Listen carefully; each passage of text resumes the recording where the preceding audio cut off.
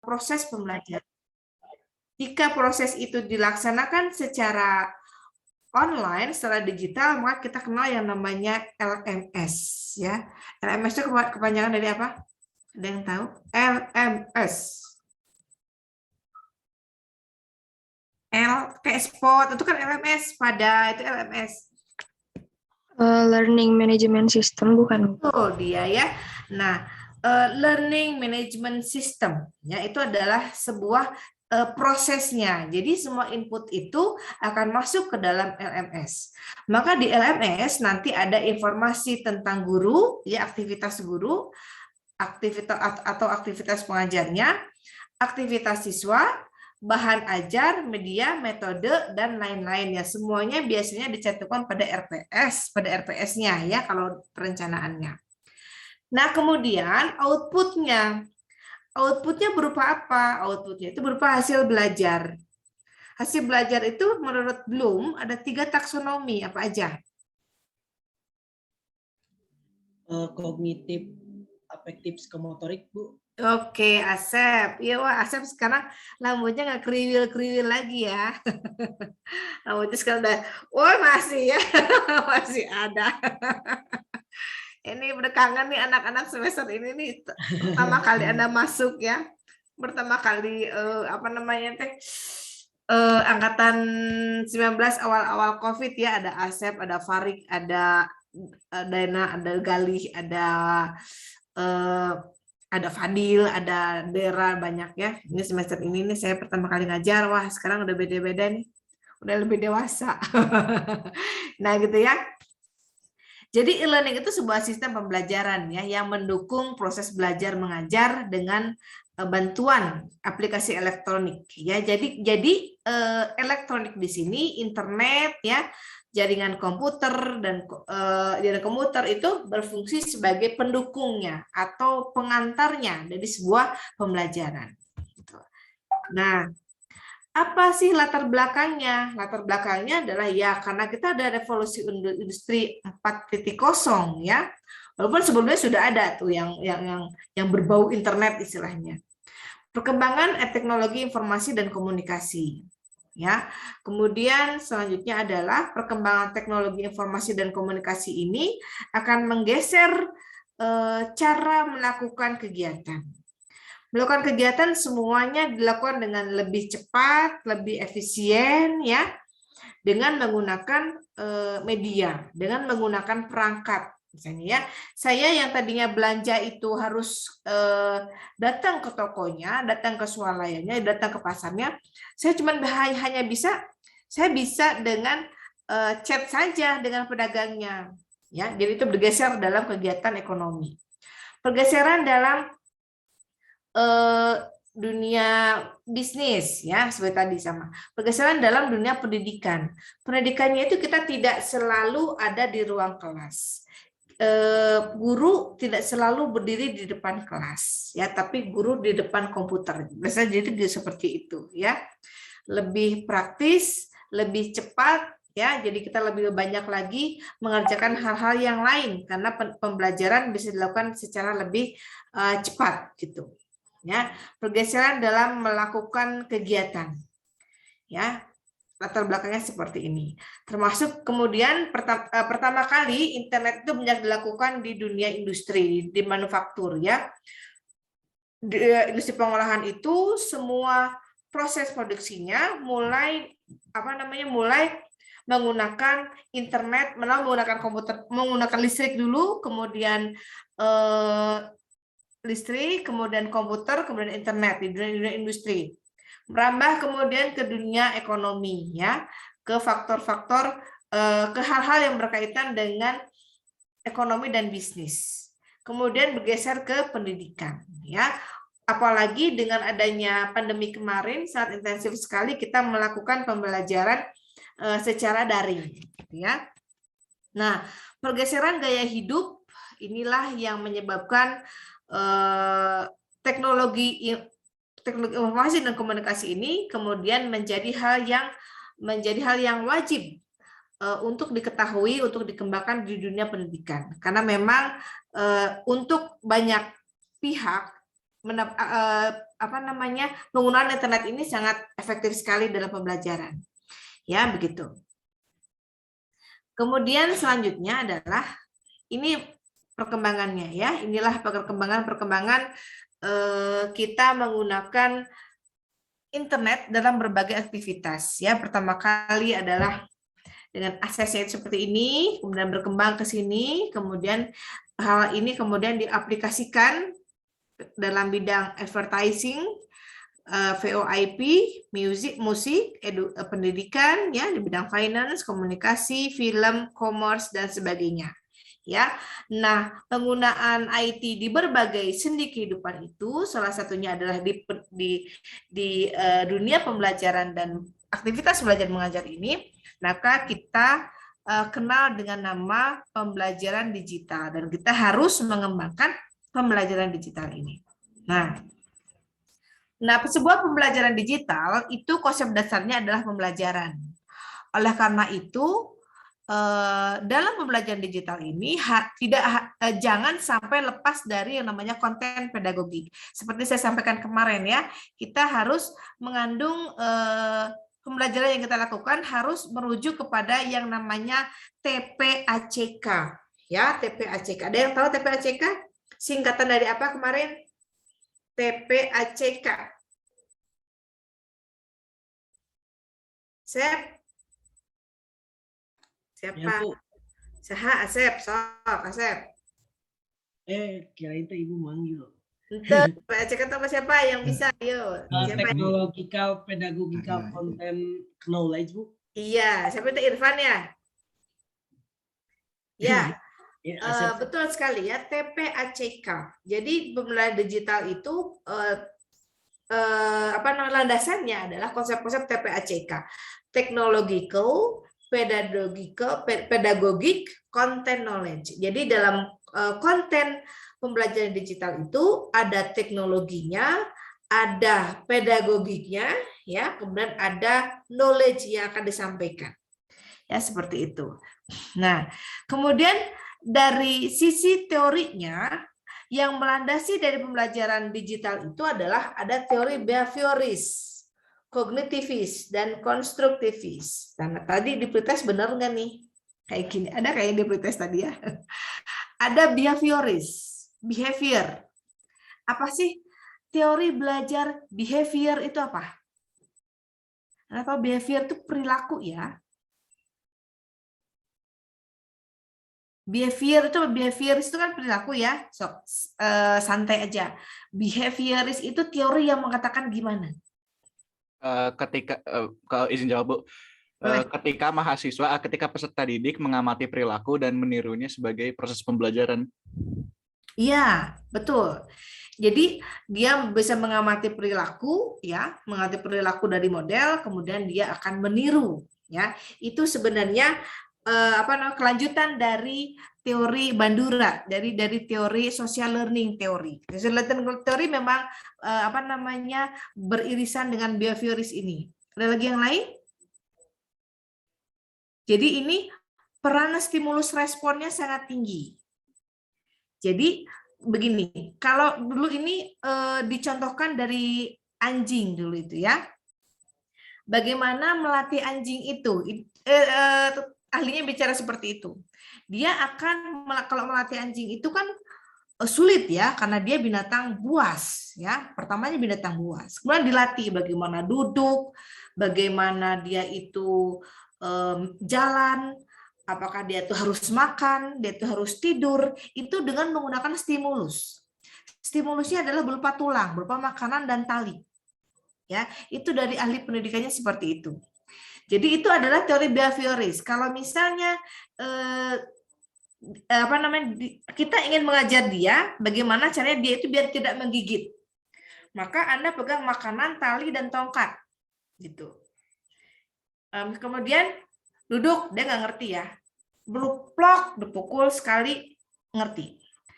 Lama-lama kemudian kita bilang, bagaimana dia bisa mengerti kalau duk misalnya ya, itu dia harus duduk. Goknya harus duduk.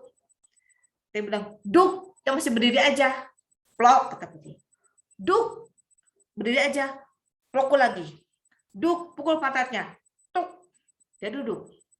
Kita bilang lagi, duk. Kalau dia masih belum pinter juga, kita akan terus memukuli dia plok-plok pakai tongkat begitu. Itu artinya seperti itu kan. Atau dengan makanan. Dia harus bisa membedakan mana makanan yang boleh dia konsumsi, mana makanan yang nggak boleh dia konsumsi. Yang boleh dia konsumsi adalah makanan yang ada di piring dia. Kalau selain piring dia, dilarang dimakan. Kita latihan tuh. Ini piring dia, misalnya piring warnanya biru, yang terbuat dari plastik, ini piring manusia yang terbuat dari kaca misalnya. Kalau yang liar makan dia akan ngambil mana aja gitu. Kemudian kita latih tuh. Kalau kita latih ambil 2 piring ya. Pertama kali kan kita nggak bisa ngobrol ya, ngobrolnya tuh dengan gimana gitu kalau dengan gogo gitu ya. Dia misalnya nyamperin yang pakai piring kaca. Kita plok gitu. Kita pukul tek, salah, pakai tongkat, salah. Kemudian dia akan pindah tuh ke yang biru, kita biarin saja. Itu kan namanya behavioris. Jadi kita memberikan stimulus yang nanti akan dia respon dengan pilihan. Kemudian kalau dia masuk lagi ke yang kaca, plok, kita begitukan. Kalau yang plastik, kita nggak pukul. Kalau yang kaca, kita pukul. Kalau yang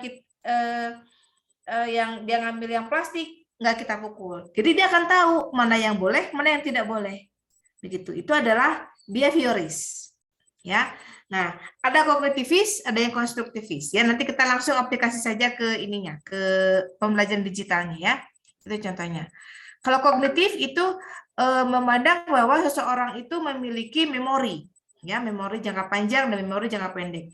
Kalau konstruktivis itu mengatakan bahwa seseorang atau seorang peserta didik itu bisa dikonstruk. Misalnya begini. Ini begini ya. Sebegini konstruktivis itu. Tarsan misalnya, Tarsan itu dari bayi dia dipelihara oleh atau Mowgli lah, bisa dipelihara oleh serigala atau dipelihara oleh gorila. Tarsan itu perilakunya mirip gorila. Ya. Itu sudah si ibu gorila itu sebenarnya sudah mengkonstruk perilaku si Tarsan. Tadinya bayinya adalah manusia dengan perilaku dasar adalah manusia. Ketika dia gabung di komunitas gorila, dia akan berperilaku seperti gorila. Maka dia akan bergelantungan, makan buah-buahan, ya. Kemudian dia bercana dengan gorila-gorila, ya, caranya begini, gegelutannya beda sama gegelutan anak manusia, gitu kan?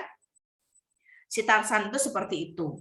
Kemudian bagaimana dia mencari makan, bagaimana cara makan tuh mirip gorila, nggak pernah mandi, kan gorila jarang mandi ya, gitu kan, kecuali di kebun binatang kali mandi ya. Nah begitu. Si Tarsan itu perilakunya mirip gorila, padahal dia itu adalah keturunan manusia. Kalau dari teori yang natural, yang heredity ya, kalau mengatakan bahwa orang itu tetap saja orang, dia nggak bisa dirubah perilakunya itu karena dia itu orang. Tapi kalau kata konstruktivis, perilaku itu bisa dirubah gitu. Nah, begitu juga dengan Tarsan ini. Pertama manusia, dia jadi mirip gorila. Kemudian dia dibawa tuh sama pacarnya, siapa namanya? Jenny ya. Jenny asalnya Jenny. Jane aja, Bu. Jane. Sama si Jane, kamu apa cerita Tarsan ya, Fatik ya? Nah, si Jane dia bawa ke kota tuh si Tarsannya itu. Tarsan, kamu baju jangan kayak gitu. Aku malu dong kalau jalan-jalan sama kamu, masa kamu bajunya kayak gitu. Rambutnya rambutnya itu kayak kuntilanak gitu kan, nggak serem juga kan. Jelek, kok kamu makanya gitu sih, makanya di kokop gitu, langsung masukin ke mulut atau pakai tangan, ya gimana lah gorila. Kan kamu manusia. Kemudian dia tuh dididik lagi. Dididik table manner, dididik pakai baju, dididik menulis. Nah, itu ada konstruktivis, bahwa perilaku orang itu bisa dikonstruk, bisa diubah, bisa dibangun gitu. Ya, ini seperti itu. Nah, penerapan dalam e-learning adalah seperti ini. Nah, behaviorisme itu mengatakan bahwa belajar itu adalah perubahan perilaku yang dapat diamati disebabkan oleh stimulus eksternal, ya. Bisa kata Fadil tadi, stimulusnya itu berupa contoh dari model. Ya, contoh dari model itu banyak, ada lingkungan, ada guru, ada orang tua, ada teman sebaya. Itu adalah stimulus model. Bisa juga stimulus itu berupa tongkat saya tadi, tongkat pelatih tadi. Itu adalah stimulusnya. Perubahan perilakunya itu bisa diamati. Misalnya ya, kalau orang tadinya orang biasa-biasa saja masuk ke community selebriti misalnya. Ketika dia gaul sama selebriti, maka ada perubahan perilaku yang bisa kita amati. Apa saja? Pertama kali ya, dia akan pasti sering ke salon. Ya, mukanya di laser, di facial mah udah jelas ya, teman 2 hari sekali di facial, kemudian di laser, pokoknya jadi kinclong. Kemudian bajunya itu up to date ya. Kemudian bahasanya, gaya hidupnya, itu perubahan perilaku karena ada stimulus dari model. Ya, kalau gogok tadi kita lihat tuh, ada piring-piring, dia masuk ke rumah misalnya masuk ke rumah, ada piring-piring yang bukan piring dia akan diem aja, diem gitu. Dia tahu itu perubahan perilaku. Kalau gogok liar itu dia masuk yang namanya makanan pasti makan saja gitu kan. Nah, itu ada perubahan perilaku, itu behavioris. Jadi belajar tadi ya, baik itu yang terjun di dunia entertainer tadi, dunia selebritis tadi, itu merupakan belajar juga. Belajar adalah perubahan perilaku yang dapat kita amati, yang disebabkan adanya stimulus yang eksternal gitu. Ya, jadi gunanya guru, gunanya lingkungan itu adalah membentuk sebuah stimulus gitu. Jadi ketika di dalam e-learning, maka untuk agar siswa itu bisa beradaptasi dengan pembelajaran atau bisa memahami pembelajaran digital ini, maka yang pertama adalah ngajarnya itu, bahan ajarnya sebaiknya dipecah menjadi langkah-langkah instruksional yang dihadirkan secara deduktif, yaitu mulai dengan rumus, hukum yang umum ya. Ini yang umum, rumus, hukum, kategori, prinsip, definisi dengan memberikan contoh-contoh untuk meningkatkan pemahaman. Jadi, ketika Anda mau mengajar secara digital, atau mengajar yang biasa juga sama ya, karena kita dengan orang behavioris nih. Teori behavioris mengatakan bahwa memberikan stimulusnya itu caranya adalah dengan memberikan hal-hal yang sifatnya umum-umum dulu. Rumusnya dulu ya, rumus tabung, rumus volume tabung. V sama dengan VR kuadrat kali T misalnya. Itu rumus dulu ya. Baru kemudian contohnya, sebuah tabung memiliki jari-jari 7 cm, tingginya 10. Berapa volumenya? Nah, itu contoh-contohnya ya. Kemudian definisi-definisinya kayak tadi, e-learning adalah pertama seperti itu. Yang pembelajarnya seperti itu artinya dia sudah menerapkan teori behavioris dalam pembelajarannya. Ya, gitu. Kemudian yang kedua adalah perancang atau guru ya harus menetapkan urutan pengajaran dengan menggunakan percabangan bersyarat ke unit instruksional lain. Nah, ini adalah ketika kita mengajar, kita harus memiliki peta konsep. Ya, peta konsep itu berjalan dari yang sifatnya umum ke yang sifatnya itu khusus. Itu. Ya, misalnya kita ngajar ekonomi ini. Ekonomi ya. Misalnya kita mengajar tentang permintaan, hukum permintaan. Ya, tentang topik bahasa itu permintaan. Nah, ketika kita mengajar e-learning dengan behavioris, maka kita harus kita harus membuat peta konsep. Pertama kali kita nerangin dulu hukumnya. Nah, hukumnya. Hukum itu anak tuh masih hanya mengingat ya, dia belum masih abstrak banget gitu. Hukum. Kemudian lari kepada tabel. Ya, tabel kepada schedule, ya. Schedule kepada penerapannya dengan contoh soal. Kalau misalnya di pasar A ketika harganya 10, ya, jumlah permintaannya ada 5. Harganya 15, permintaannya ada 2, misalnya begitu. Itu adalah yang satu dan nomor dua, ya. Yang pertama harus secara deduktif dulu, kemudian dia harus ada peta konsep. Yang ketiga adalah untuk peningkatan efisiensi belajar, siswa diminta mengulangi bagian tertentu maupun mengerjakan tes diagnostik. Jadi ketika kita mengajar di kelas, maka ada yang namanya evaluasi formatif. Ada guru itu nanya, coba saya mau nanya, misalnya gitu ya, nanya nih, kalau hukum permintaan itu bunyinya gimana? Ini begini. Misalnya kasus permintaan itu seperti apa? Nah, guru bertanya itu namanya tes formatif, ya, atau dia ulang lagi mengerjakan tes, ya. Formatif maupun tes diagnostik ini sifatnya adalah reinforcement atau dia itu menguatkan, salah satunya dengan repetisi tadi.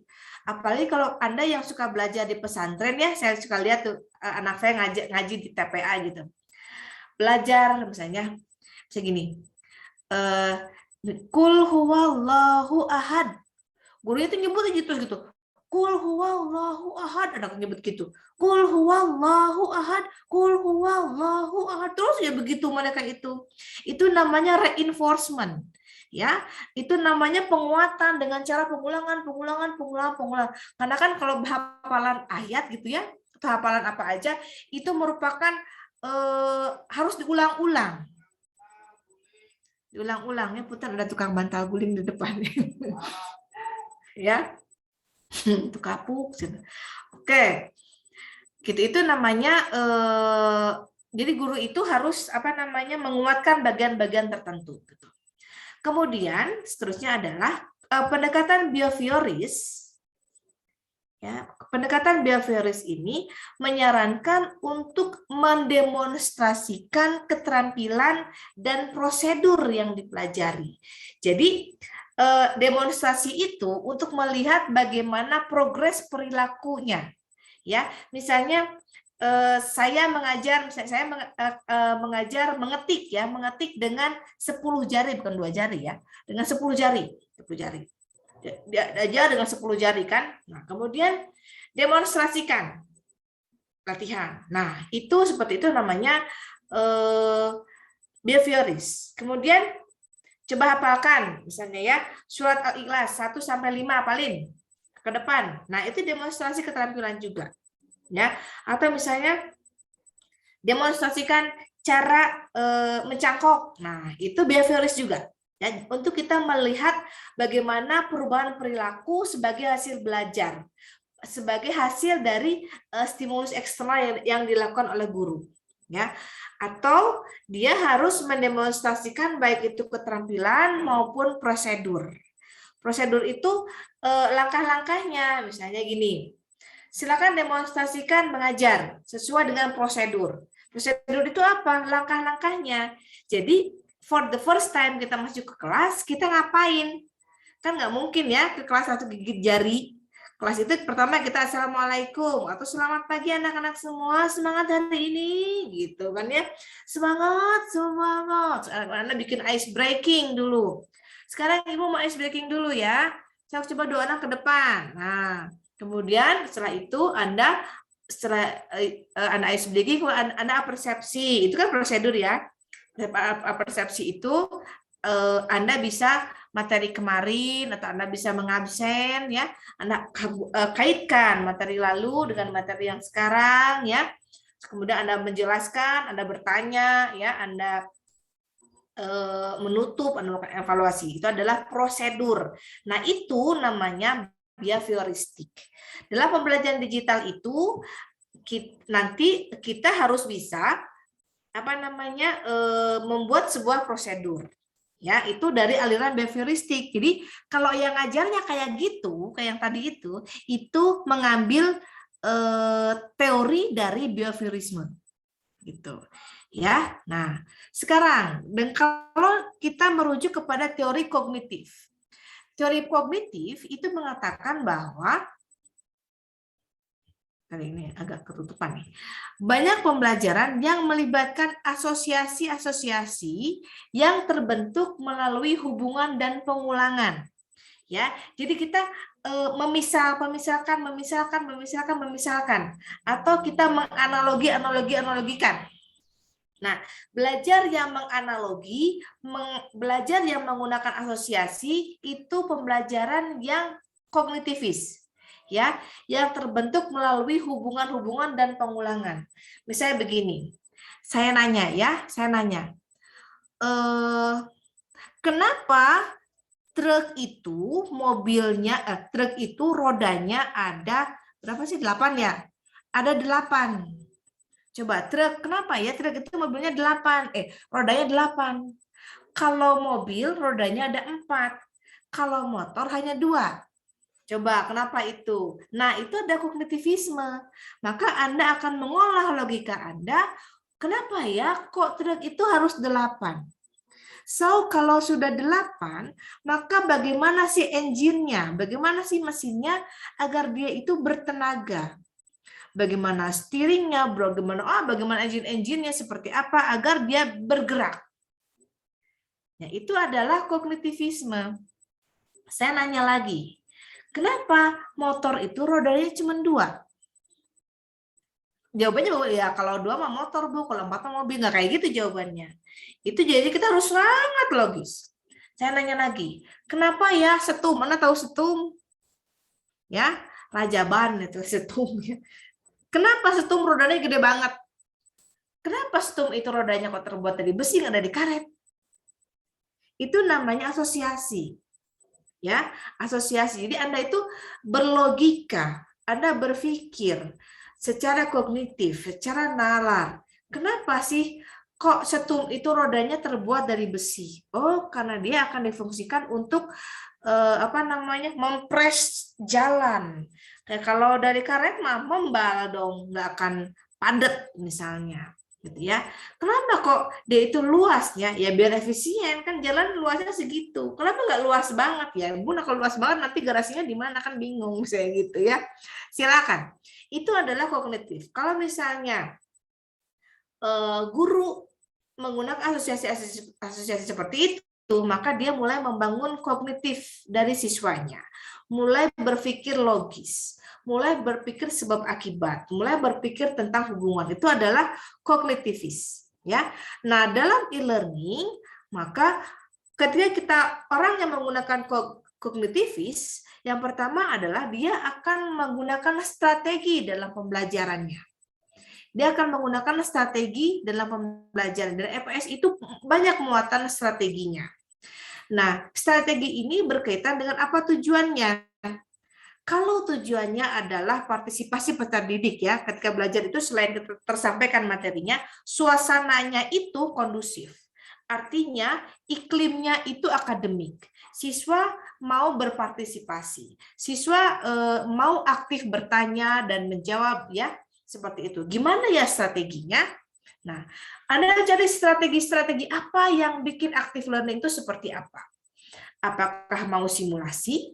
Metodenya itu mau seperti apa, medianya mau seperti apa. Nah, Anda rancang, ketika guru merancang sebuah strategi yang bertujuan untuk meningkatkan partisipasi, itu dia sudah menggunakan kognitivis. Ya. Nah, kemudian dalam perancangan instruksional ini, ketika merancang pun harus banyak kognitivisnya. Nah, guru itu merancang belajar itu tidak hanya yang tertulis. Tapi guru itu Anda merancang membuat analogi-analogi, ya, membuat perumpamaan, membuat pengaruh itu untuk mengembangkan kognitivis. Ya. Nah, kemudian guru dalam e-learning ini jika merujuk kepada teori kognitivis, maka guru harus menyiapkan bahan ajarnya. Bahan ajar itu sangat beragam ya. Ada yang kontennya itu tinggi, ada kontennya menengah, ada kontennya itu rendah, tergantung kepada jenjang pendidikan peserta didiknya, atau tergantung kepada bagaimana tingkat kesukaran belajarnya. Guru harus merancang itu sekreatif mungkin. Medianya seperti apa, ya, kemudian konten-kontennya seperti apa, tingginya ranah kognitifnya itu setinggi apa? Apakah dia hanya pengetahuan saja, pemahaman saja, atau sudah masuk kepada sudah masuk kepada critical thinking, masuk kepada kreatif atau seperti apa? Ya, itu adalah bahan ajarnya. Kemudian ini udah ya strateginya. Kemudian strategi pembelajaran sebaiknya menghubungkan antara materi ajar dengan situasi real, sehingga siswa dapat mengaitkan pengalaman mereka sendiri. Jadi kalau kita mengajar, kita tuh jangan ngawang-ngawang. Ya, kalau kita memberi contoh harus yang dekat dengan kehidupan peserta didik. Ya. Contohnya adalah kalau dalam media itu Anda lihat film Ipin Upin, ya. Kenapa Ipin Upin itu banyak diminati? Karena Ipin Upin itu situasi real, ya, steril. Kan kalau situasi itu bisa situasi itu futuristik, bisa situasinya itu real. Kalau futuristik mungkin bicaranya itu nanti tampilan medianya itu. Kita akan bicara tentang Transformer, robot Transformer, Optimus Prime gitu ya, Bumblebee seperti itu ya. Itu robot-robot yang futuristik misalnya. Nah, kita cerita seperti itu. Media yang dipakai seperti itu. Contohnya. Tapi kalau misalnya kita situasi real, lihatlah film Ipin Upin. Ya, karena di situ ada nenek ya, ada opah, ya, ada ato, tok dalang gitu ya, ada ayam, ada kodok, ya, ada jangkrik gitu, ada rumah, ada kakak yang galak gitu kan, ada sekolahan, ada bu gurunya, itu adalah situasi real. Situasi real ini dipakai untuk jenjang yang lebih bawah karena situasi real ini merupakan situasi yang konkret. Karena semakin bermakna pembelajaran, semakin konkret media atau semakin konkret pembelajaran yang kita suguhkan, maka itu semakin mudah untuk dimengerti. Jadi ketika Anda mengajar, Anda jangan awang-awangan gimana pengetahuan Anda, tapi Anda lihat pengalaman mereka, lihat kondisi peserta didiknya, intinya seperti itu. Ya. Nah, itu kognitivisme. Nah, kemudian konstruk ada enggak? Oh, ini kalimatnya konstruk ya. Nah, konstruk seperti itu tadi ya. Kalau konstruk seperti saya sampaikan tadi. Oke, nah sekarang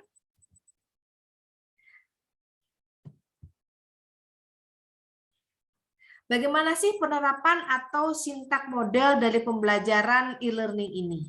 Penerapan pembelajaran e-learning itu seperti apa? Nah, kalau dinamakan e-learning itu kalau misalnya begini, sintaknya seperti ini. Sintak itu seperti langkah-langkah, tapi ini langkah-langkahnya lebih umum, gitu ya. Yang pertama adalah dari desainnya seperti apa kalau pembelajaran e-learning itu. Yang pertama adalah dalam pembelajaran e-learning itu guru harus menyiapkan materinya. Kalau pembelajaran biasa mah kita menyiapkan materi itu dalam bentuk catatan, ya buku-buku yang sifatnya itu hard copy ya, hard material hard. Tapi kalau e-learning itu otomatis semuanya harus file, ya harus file, bentuk itu file, ya. Menyediakan file yang disediakan oleh pendidik, ya bisa berupa PDF, doc, PPT, HTML atau SWL, VLV, ya dan lain-lain. Kemudian siswa juga dapat mencari materi yang masih berhubungan dengan materi yang diberikan oleh guru. Jadi kalau pembelajaran e-learning itu, guru harus memberikan kesempatan yang luas pada peserta didiknya untuk mencari bahan-bahannya secara mandiri. Gitu. Jadi guru jangan kecil hati ya, kenapa ya anak saya kok nggak nurutin materi saya? Kok malah nurutin materi yang lain? Tidak apa-apa, karena e-learning itu memberikan kesempatan kepada mereka untuk mencari informasi yang lain. Guru mah silakan saja. Tidak apa-apa, jangan merasa kurang aktualisasi diri ya, kok nggak pakai materi saya, malah materi yang lain. Oh itu jangan banget ya, silakan. Kalau zaman e-learning itu monggo-monggo aja ya, cari materi sebanyak mungkin gitu. Yang kedua adalah dalam e-learning ini, selain ada konsep dasar yang sepintas saja disampaikan, maka harus ada memperdalam materi. yang melalui tutorial online. Jadi kita ini sebenarnya adalah tutorial online. Yang saya sampaikan ini seharusnya adalah memperdalam materi. Seharusnya gitu ya. Seperti itu. Jadi kalau e-learning itu sebenarnya kita diskusi aja, diskus gini, nggak satu arah saya banyak ngomongnya begini, enggak. Tapi lebih kepada tutorial online. Tapi Anda harus belajar dulu. Karena kita masih transisi, maka pembelajaran tetap maya seperti ini, sinkronis itu kita masih membahas hal-hal yang sifatnya mendasar. Karena kita perlu penyamaan persepsi dulu. Ya, ini memang memang fleksibel saja. Apakah tatap mayanya itu dipakai untuk persamaan persepsi dengan menyampaikan hal-hal yang dasar dulu, ataupun langsung kepada memperdalam materi, bisa seperti itu. Ya, jadi e-learning intinya adalah kita ada tutorial yang sifatnya online, ya, baik itu tutorial untuk menyampaikan hal-hal yang mendasar maupun untuk perdalam materinya. Ya, yang kedua yang selanjutnya adalah mempraktekkan atau menerapkan melalui kegiatan praktek live atau sinkronus live dan mengerjakan tugas. Ya, jadi sebenarnya dalam e-learning kita tatap maya ini adalah mempraktekkan atau menerapkan suatu kegiatan. Misalnya begini. Anda bikin LMS ya, saya kasih tugas Anda. Anda pelajari ini, materinya ini, Anda belajar di mana, dosen atau guru berfungsi sebagai fasilitator. Silakan Anda cari materi fasilitator bagaimana prosedur pembelajaran itu berlangsung. Nah, setelah itu kemudian Anda tampilkan LMS buatan Anda melalui Zoom ini. Nah, harusnya seperti itu. Ya, kalau yang lain-lain hal yang mendasar itu bisa tidak secara online seperti ini. Ya, tetapi karena kita masih transisi, saya masih dari yang awal, saya masih ngasih stimulus, kemudian nanti Anda praktek, selanjutnya Anda akan menampilkan. Nah, oleh karena itu pada e-learning itu pembelajaran yang sangat ditekankan, model pembelajaran yang sangat ditekankan adalah model case method. Karena case method ini sifatnya adalah pendalaman. Case method itu metode kasus ya. Setelah Anda tahu konsep dasarnya, kemudian saya kasih case-nya. Anda mengkritisi, Anda mengevaluasi, Anda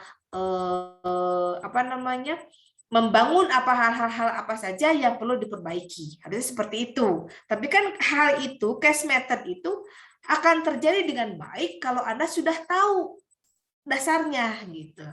Kalau mau mengkritik, Anda harus sudah tahu dulu teorinya seperti apa, harusnya seperti apa.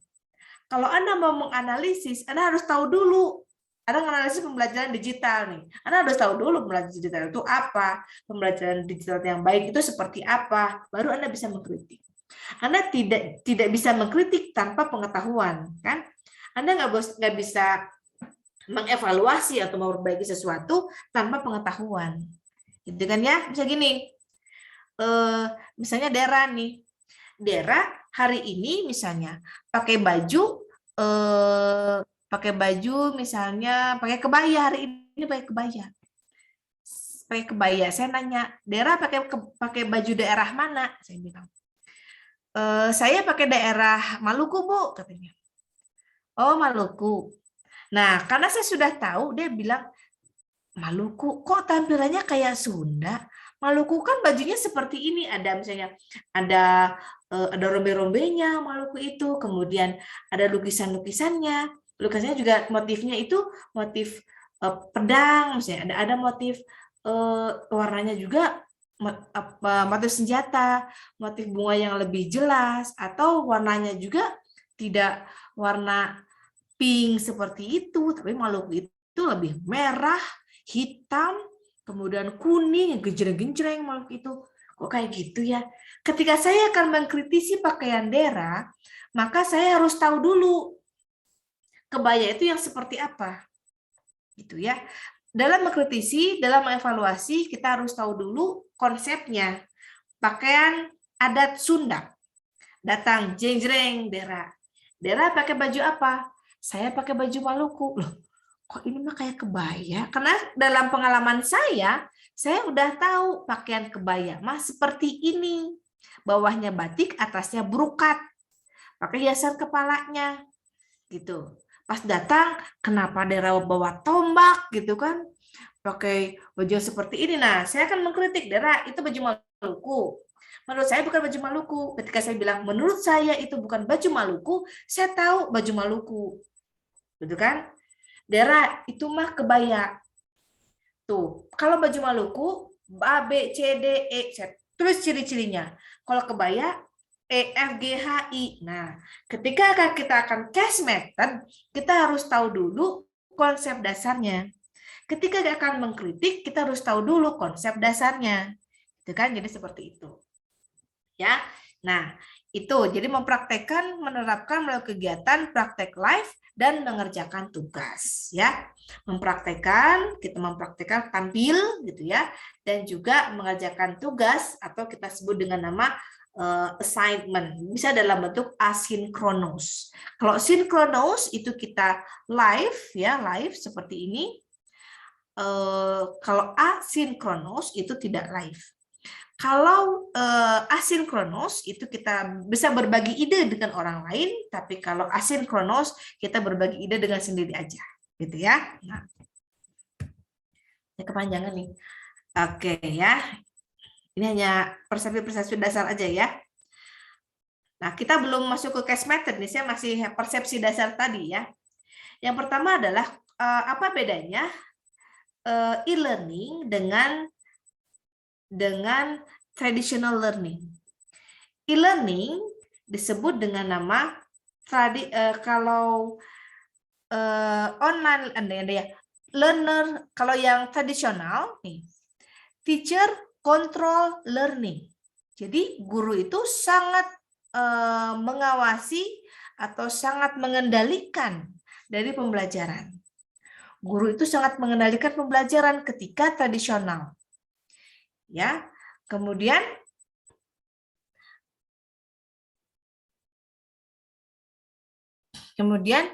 learner kalau tradisional itu teacher control learning ya, atau guru sangat mengendalikan pembelajaran. Nah, kalau online learning itu learner control learning. Ya. Nah, jadi kalau pada pembelajaran e-learning, fokus utamanya adalah siswa. Jadi guru berfungsi sebagai fasilitator saja dan memberikan prestasi awal, stimulus awal, seperti itu. Kesananya mau cari sumbernya, belajar anak-anak kemudian cari sumber yang lain, cari sumber yang luas dari berbagai media, berbagai sumber gitu ya. Jadi siswa ini yang mengendalikan pembelajaran kalau pada online gitu. Nah, tapi kalau pada tradisional itu teacher mengendalikan pembelajarannya. Ya. Kemudian kalau pada traditional learning itu adalah traditional physical classroom learning. Ya. Kalau pada tradisional maka ada classroom fisik, ada kelas fisik ya, ada kelas-kelas gitu, kelas-kelas. Tapi kalau dalam e-learning kelasnya itu berupa kelas online gitu ya, seperti kita lakukan sekarang kelas online. Kelas online prosedurnya itu dilakukan melalui yang namanya LMS tadi ya. Itu konsep seperti itu. Jadi sekarang yang tadinya guru yang mengendalikan pembelajaran itu sekarang beralih kepada siswa yang mengendalikan pembelajarannya. Kemudian yang kedua adalah guru sebagai fasilitator ya. Guru yang kedua adalah kalau pada tradisional itu ada kelas fisiknya itu. Tapi kalau pada e-learning itu kelasnya itu berupa kelas maya ya atau online learning. Itu. Kemudian dalam e-learning itu ada yang sinkronos, ada yang asinkronos. Kita kan udah pakai tadi ya, sudah ada di pretest nih. Kalau yang namanya sinkronos itu partisipannya terlibat dalam pertukaran ide atau dengan partisipan yang lain pada saat pertukaran ide dengan partisipan yang lain pada saat yang sama. Jadi kita bisa melihat bagaimana Fadil, melihat bagaimana Irfan, bagaimana dia, ada Asep, ada Farid, ada Dera dan lain sebagainya semuanya ya. Nah, itu asinkronus. Itu sinkronus ya. Di sana kita bisa melihat langsung orang lain, itu namanya sinkronus. Kalau asinkronus itu partisipan terlibat dalam pertukaran ide atau informasi tanpa adanya ketergantungan dari partisipan lainnya pada saat yang sama. Jadi intinya adalah kalau sinkronus itu saat yang sama, tapi kalau pada asinkronus itu pada saat yang sama mungkin mereka itu tidak tergantung gitu. Intinya mah begitulah. Kalau sinkronus itu kita tetap maya, kalau asinkronus itu kita nggak tetap maya gitu ya. Kita bisa kapanpun juga mengadakan pertukaran ide, pembelajarannya kapanpun juga gitu. Kemudian contoh dari sinkronus itu adalah chatting face to face ya. Jadi tatap muka itu namanya sinkronus ya. Tatap muka namanya sinkronus, tatap maya namanya sinkronus. Jadi semua tatapan itu namanya sinkronus. Ya. Jadi kalau bilang kita full daring, ada asinkronus, ada sinkronus. Kalau full daring sinkronus berarti itu tatap maya. Tapi kalau bisa begini, kita blended ya, blended itu yang satunya face to face, tatap muka, yang satunya dengan online seperti ini. Ya, blended. Ini juga kita pembelajaran ini yang kita full daring itu blended juga. Tetapi sinkronusnya itu tatap maya. Ya, gitu. Oke. Nah, kita percepat saja ya. Nah, sekarang kemampuan apa yang harus dimiliki oleh guru ya ketika dia itu mau mengajar e-learning. Yang pertama, dia pasti tahu tentang e-learning. Minimal dia sudah pakai LMS. Kalau di kita LMS-nya apa? Di UPI ini. Spot dan Spada. Terus ada juga yang di Google tuh pakai apa? Google Classroom. Google Classroom, LMS juga ya. Nah, kemudian yang kedua adalah ketika e-learning itu kita harus mengidentifikasi karakteristik siswa. Ada yang siswa suka online, suka lihat ada siswa yang macam-macam ya. Ada siswa yang suka on cam, ada siswa yang on cam, perhatiin, ada siswa yang off cam yang suka ditutup gitu ya. Ada yang suka ngomong, ada yang diam, tapi itu sama aja. Jadi orang itu ada yang pinter di tangan, ada yang pinter di mulut. Ada yang pinter di mulut tuh dia pinter ngomongnya, banyak bicara gitu. Pinter bicara. Ada juga orang yang nggak pernah bicara, tapi dia kerjanya cepet, tapi nggak pernah ngomong. Misalnya Jin kalau di saya itu. Jin itu ya gitu, jarang bicara, banyak kerja gitu. Tapi jangan maling ya, jangan bicara banyak kerja, itu kan maling gitu. Maling kan begitu. Karakteristiknya berbeda-beda, tetapi yang penting adalah mereka terlibat. Baik itu terlibat secara mulut dengan dia berkomentar, menjawab dan sebagainya, ataupun dia terlibat itu tugasnya bagus, tugasnya masuk dengan tepat, komplit, bagus, itu oke. Berarti dia itu orang kerja begitu. Jadi kita tidak boleh ya bilang begini, wah itu yang banyak sering berkomen, itu bagus, tidak salahnya seperti itu. Tapi yang di belakang juga itu para jin-jin semua itu. Ya, sebenarnya mereka tuh jagoan tapi nggak kelihatan. Kalau misalnya, karena karakteristik orang itu berbeda, silakan Anda berkreasi dengan karakteristik Anda sendiri-sendiri. Ya, itu bagus.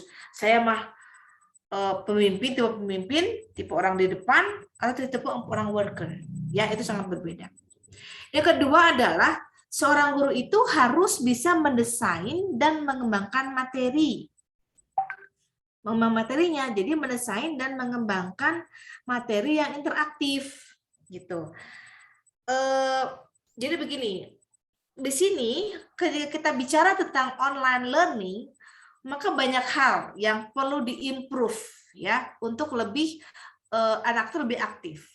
Jangan sampai bosan. Nah, kayak saya gini, ini membosankan, tapi saya udah sampaikan hal yang mendasar ini gitu. Anda mengemasnya itu harus interaktif, artinya dengan metodenya. Di rumah itu kalau kita online learning lebih banyak ngulang gitu, lebih banyak berpikir. Kira-kira metode apa ya biar semua anak itu tampil, ya. Kemudian saya banyolannya gimana ya agar anak itu nggak boring. Saya harus gimana ya ngemasnya biar nggak ngantuk. Itu harus banyak ngulang gitu ya, banyak ngulang tenaonnya. Merenung, harus merenung agar materi itu bisa lebih interaktif. Jadi anak tuh bisa bicara gitu. Karena apa? Karena e-learning yang bagus itu e-learning yang rame. Yang rame di chattingannya ramai, seru. Saya pernah ya pelatihan beberapa pelatihan gitu.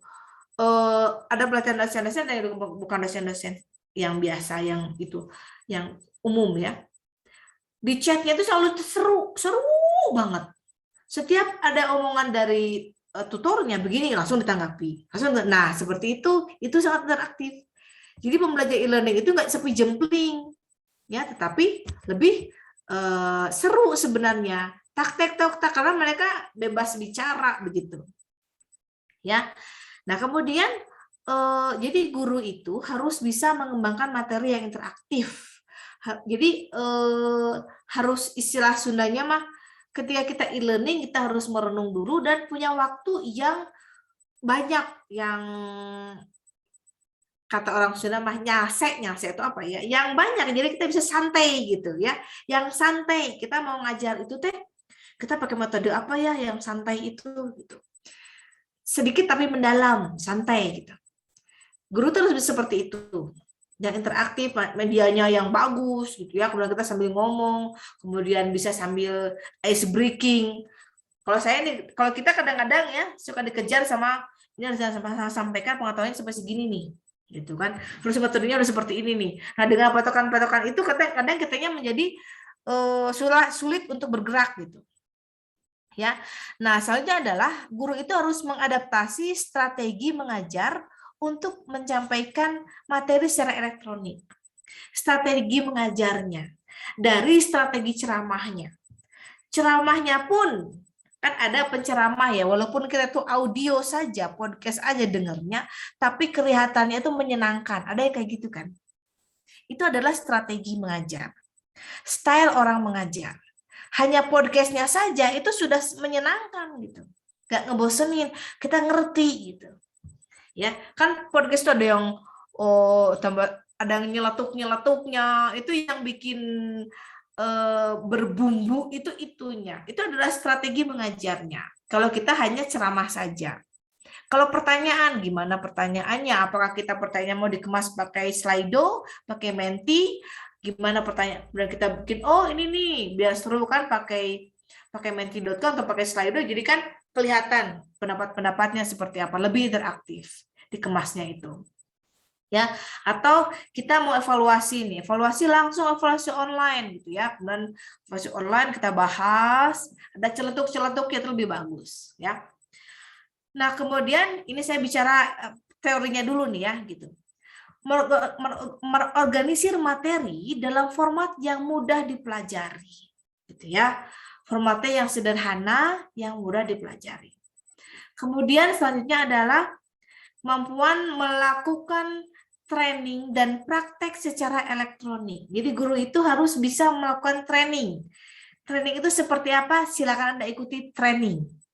Training itu outputnya itu berupa, jadi outputnya itu berupa perubahan keterampilan. Kayak gitu. Misalnya saya mau training Anda menggunakan NVivo, ya. So, coba sekarang saya accept banyak. Sekarang misalnya saya jelas sebut nih. Misalnya Destra, Destra, apa kabar Destra? Kabar si Destra ta. Destra? Bu, halo Bu. Halo, Damang Destra. Lagi kurang sehat, Bu. Sakit apa? Lagi ini, Bu, lagi sakit tipes. Aduh, tipes. Alhamdulillah, tapi sekarang daring lagi ya, jadi bisa di rumah ya. Ya, Destra di mana? Bekasi mana, Destra? di Jakarta. Bekasi, Bu. Bekasi ya? Iya. Ya. Aku masih ingat Destra di Bekasi ya. Nah, oke. Cepat sembuh ya, Destra ya. Cepat Iya, sembuh. Bu, makasih, Bu. Ya, oke. Terus saya salah tulisan Destra ya, kalian Destra sehat-sehat saja. Jadi saya mention barusannya. Destra kumaha damang sananya begitu. Nah, itu ada. Kemudian selanjutnya adalah mengorganisir materi dalam format yang udah itu ya. Saya sampai di melakukan training dan praktek secara elektronik. Sekarang misalnya saya sedang mentraining Anda bagaimana cara menggunakan NVivo ya. Cok, kemarin kamu udah bikin tugas tentang pengolahan data NVivo ya, begitu. Sekarang gimana hasilnya? Jreng, itu Anda presentasikan ya. Itu. Kemudian misalnya gimana caranya Anda mengolah data dengan menggunakan SAM misalnya. Begini Bu caranya, hasilnya ini gitu. Ya, itu adalah hasil training, itu berupa keterampilan. Selanjutnya adalah dalam e-learning itu Anda harus terlibat dalam perencanaan, pengembangan, dan pengambilan keputusan. Jadi dalam e-learning itu Anda kalau misalnya mau mengadakan bikin kelompok misalnya, bikin tugas itu bareng antara guru dengan dosen dengan melibatkan peserta didiknya. Ya, guru dengan siswa melibatkan peserta didiknya. Misalnya gini, Anda mau project based learning ya. Anda mau bikin project nih. Misalnya tentang Anda mau mensosialisasikan misalnya mensosialisasikan penggunaan produk dalam negeri. Misalnya ya. Nah, gimana metodenya mau pakai apa? Gitu. Anda mau pakai brosur, mau pakai medsos, atau Anda mau datang ke sekolah-sekolah nih? Ini misalnya ya, datang ke sekolah-sekolah seperti apa? Nah, Anda ketika e-learning itu berdiskus bentuk project apa yang akan dilakukan, gitu.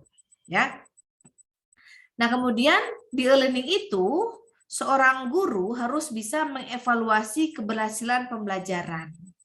Ya, mengevaluasi attitude-nya dan persepsi para siswanya. Ya.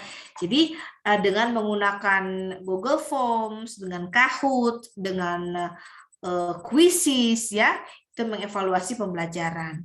Kalau attitude Anda bisa lihat dari keaktifannya ya, kemudian bagaimana dia mengikuti proses e-learning ini ya. Kemudian Anda bisa juga kalau persepsi Anda bisa menyebarkan angket yang nanti melihat bagaimana sih apakah Anda senang dengan e-learning ini, yang Anda siap atau tidak. Nah, itu guru harus bisa mengevaluasi proses pembelajarannya.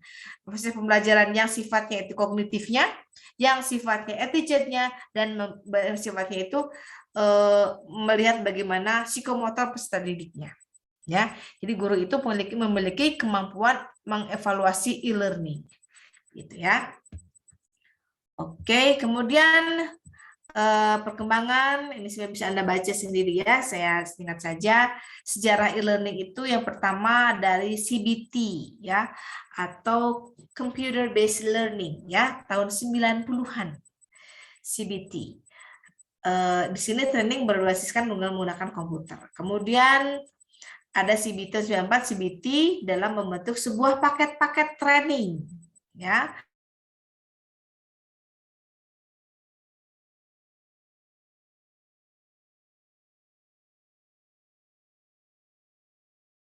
Itu ada pembelajaran jarak jauhnya.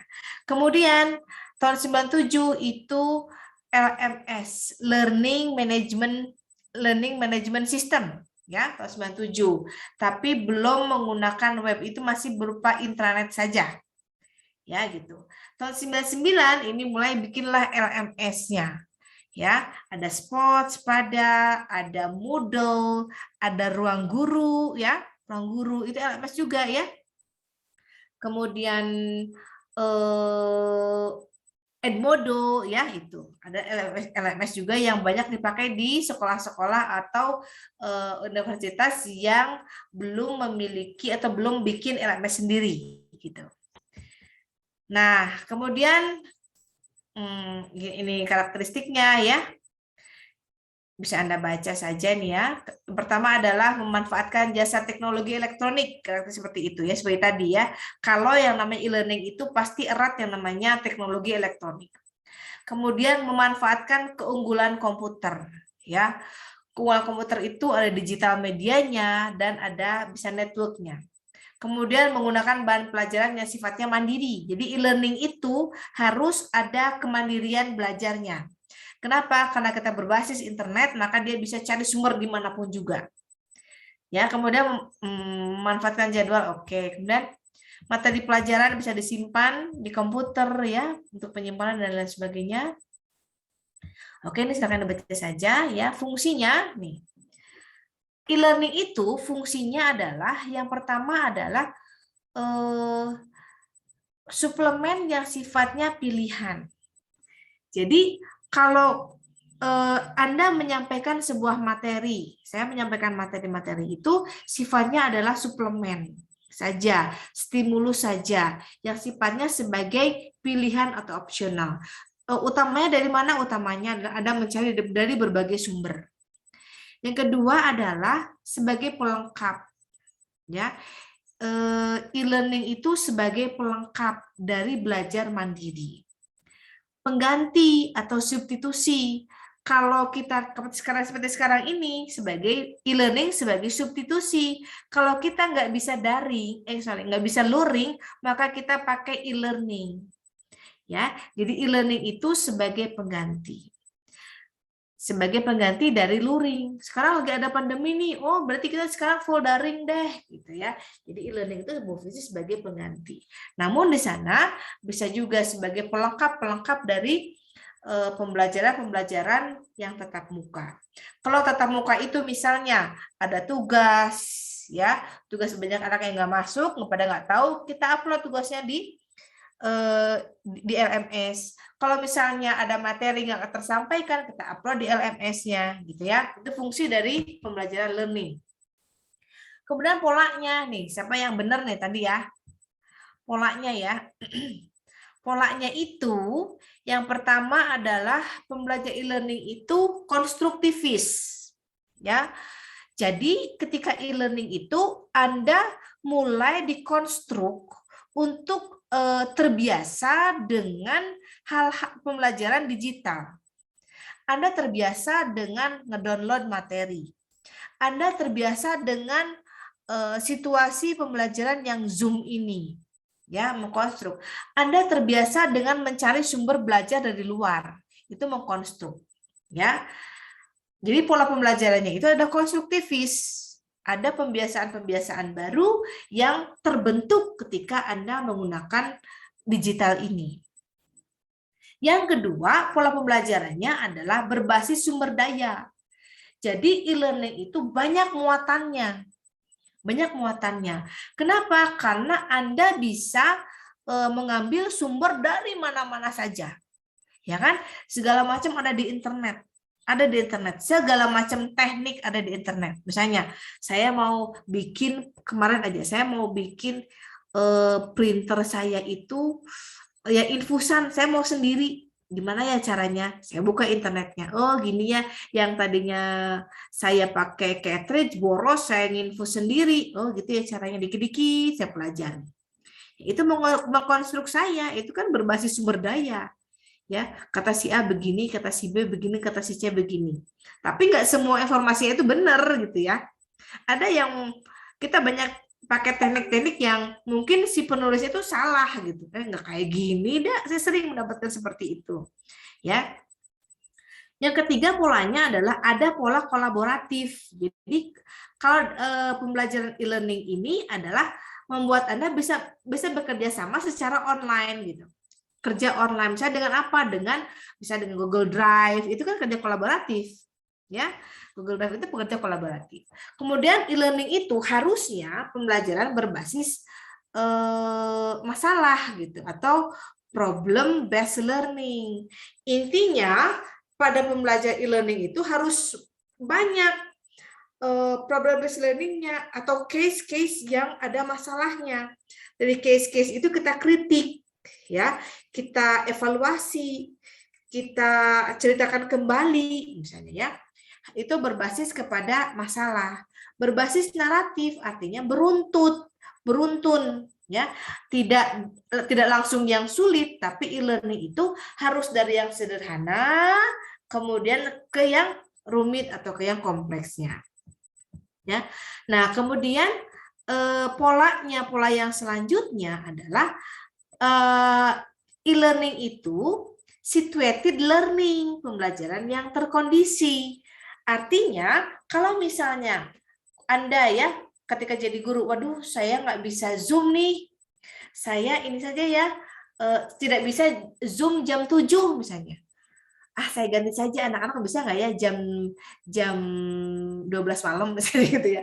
Nah, itu adalah terkondisi gitu. Jadi e-learning itu pembelajaran terkondisi. Anda bisa mengkondisikan, disesuaikan. Bu, sekarang saya bentrok. Nah, makanya sekarang nih, banyak yang bentrok kan, bentrok jam, termasuk mata kuliah ini bentrok.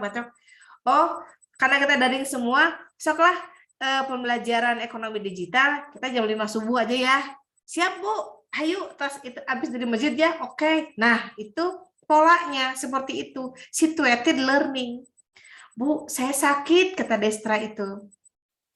Kalau dengan face to face learning kan harus ke kampus nih. Kalau e-learning saya bisa nih sambil ngagoler, sambil rebahan gitu. Oh, saya bisa mengikuti pelajaran lah, mungkin 5% yang masuk nggak apa-apa. Toh nanti ada yang soft file-nya bisa di-upload di LMS.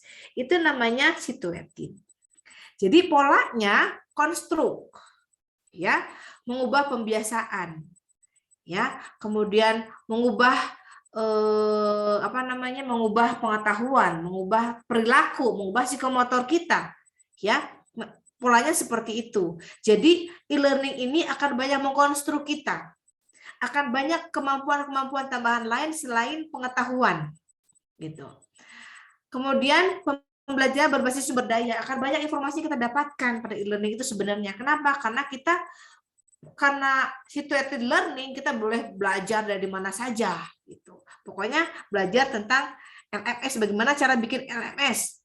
Anak boleh cari dimanapun juga, googling saja. Pembelajaran kolaboratif. Kalau kerja kita pakai Google Form. Nggak usah ketemuan juga nggak apa-apa, ya. Kemudian kontennya dalam e-learning itu harus berbasis masalah, harus case method gitu. Intinya harus beruntut, harus naratif, kemudian bisa dilakukan secara lebih terkondisi, gitu ya. Nah, next, wah ini saya ngobrol aja nih ya. Oke, mana? Ini ada dasar-dasarnya dulu. Nah, model pembelajarannya apa modelnya? Nih modelnya nih. Nah, kalau misalnya kita model pembelajaran yang luring, kita bisa misalnya pakai head together, number head together, gitu ya. Kita pakai one tray, two tray, gitu. Kemudian pakai juga yang metodenya itu misalnya bisa discovery learning, gitu ya. Nah, kalau yang e-learning itu adalah yang pertama modelnya itu berbasis web. Bedanya ya dengan yang luring. Kalau e-learning itu model berbasis web. Apa beda web dengan komputer? Kalau web itu terkoneksi dengan orang lain gitu. Web based learning. Kalau berbasis komputer ya pengolahan kita menggunakan bikin media pakai komputer kan? Itu berarti pembelajaran berbasis komputer. Gitu. Kalau web itu lebih kepada jaringan. Nah, kemudian yang ketiga modelnya itu pendidikan virtual ya, yang jarak jauh, yang bisa mengakomodir jarak jauh ya, tapi kita masih tetap bisa bertemu muka seperti ini. Kemudian modelnya itu harus dengan kolaborasi digital. Artinya kita bisa men-share pekerjaan-pekerjaannya gitu. Dengan Google Drive atau dengan AnyDesk. Tahu AnyDesk nggak? Yang suka pakai AnyDesk tuh. saya misalnya ya, gini, saya misalnya punya kerjaan tuh di prodi. Saya mau akses komputer prodi gitu. Wah, datanya ada di prodi gitu. Maka saya bisa menghubungi komputer prodi itu pakai komputer saya dengan password tertentu. Saya bisa membuka ke sana gitu. Itu dengan AnyDesk. Atau bisa begini yang kita sering pakai ya. Saya juga pernah punya ya, tapi itu ada kerugiannya juga, ada bahayanya juga. Misalnya Anda beli software nih, Anda beli software. Kita dikasih tuh softnya ya, kasih aplikasinya. Tapi kita tuh nggak bisa nginstal gitu. Gimana ya saya nginstalnya, saya nggak bisa nih. Kita pakai AnyDesk, misalnya pakai AnyDesk itu kerja bareng gitu ya. Tapi dengan komputer kerja bareng menggunakan AnyDesk tadi dengan password yang sama gitu. Kita diinstalin, jadi pakai remote. Ini tuh pakai remote, yang kerja pakai remote itu. Jadi saya bisa ngebuka laptop prodi itu dengan remote di laptop saya. Gitu. Itu namanya kolaborasi digital. Itu namanya kolaborasi digital. Tapi itu hati-hati ya kalau Anda berkoneksi dengan pihak luar. Kenapa? Karena data komputer Anda itu akan kebajak semua. Misalnya Anda beli software tadi ya, beli software. Oke, kami ini kan diinstal sama saya ya. Tinggal kesain aja passwordnya. Nah, ketika itu kita ngasih password, maka kursor itu akan jalan sendiri. Klik karena remote dari dia. Klik ini, klik ini, klik ini, klik ini, klik ini, gini. Nah, ketika Anda udah ngasih passwordnya, kita udah ngasih PIN-nya istilahnya ya, maka komputer kita akan kebajak. Maka proyek Anda yang dananya itu sekian akan diambil sama dia, akan diganti nama kita, password Anda akan diambil, password kerjaannya gitu. Ketika Anda masuk ke komunitas kan harus punya password tuh, passwordnya keambil, PIN Anda di bank bisa keambil juga. Pokoknya data kita semua akan keambil ya. Itu negatifnya ya. Jadi kita harus bisa memilah mana yang perlu share informasi dan mana yang tidak. Itu ditekankan sekali pada era digital ini. Karena dengan remote tadi kan saya pakai remote di rumah nih. Wah, saya ada data di prodi nih. Saya mau ngambil gimana ya? Kalau ke sana, aduh jauh banget nih. Saya lagi ada di Papua, misalnya gitu ya. Katanya di prodi, gimana ya pakai remote itu? Saya bisa ngambil, save as, pindahin ke saya, di-emailin ke saya, gitu. Dari email saya di-emailin ke saya. Dari email di prodi, saya email dari prodi pakai remote itu. Kemudian di-emailin deh ke saya. Gitu. Itu dengan digital collaboration. Ya. Tapi hati-hati, Anda makanya hati-hati ya kalau misalnya gini ya. Kita beli software nih. Saya dulu pernah beli software ya. Bu, pakai AnyDesk. Apa AnyDesk tuh ya? AnyDesk teh naon? Saya cari googling AnyDesk tuh begini. Saya cari kerugian keuntungan dengan menggunakan remote dalam komputer. Kerja bareng itu keuntungannya. Wah, ini mah bahaya. Saya cancel, saya nggak jadi beli dari situ softwarenya. Kenapa? Karena penginstalkan kemana? Aduh, saya beli software aja, saya install sendiri deh. Saya main googling aja, cari gimana. Jadi nggak ada orang yang bisa ngehack laptop saya ya, walaupun saya orang kecil, tapi ya lumayan lah password PIN ATM aja mah jangan gitu ya. Nah, gitu ya. Ini model-model e-learning seperti itu. Jadi ada web based, ada computer based, ada juga virtual education, ada juga digital collaboration gitu ya. Nah, ini ada model-modelnya gitu. Nah, gimana dengan model number head together, dengan metode misalnya one straight, two straight, seperti apa? Itu disesuaikan lagi dengan 4 model ini gitu ya. Kan kalau number head together kan nggak lucu Anda pakai number di kepalanya gitu. Lebih baik seperti ini. Nah, strateginya apa aja? Saya berapa lagi nih? Nah, dikit lagi. Strateginya apa aja? Yang pertama adalah dengan learning by doing. Kalau strategi e-learning itu yang kita lakukan adalah dengan learning by doing. Artinya seperti pelatihan. Pelatihan learning by doing ya. Jadi ketika misalnya saya mau melatih Anda menggunakan